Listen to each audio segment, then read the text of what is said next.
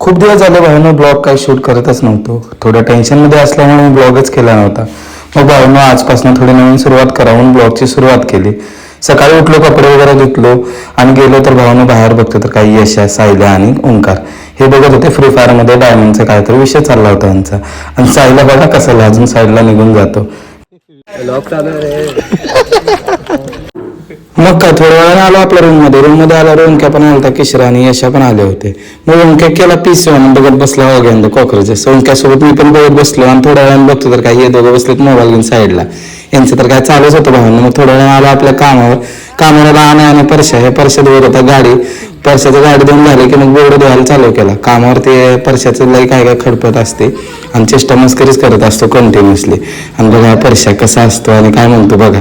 मग थोड्या वेळाने बघा परश्याचं काय तर नवीनच चालू असतं. मी म्हणलं का नाही मग असेच परश्या काय तर वेगळं खडपटच करत असते. मग काय थोडं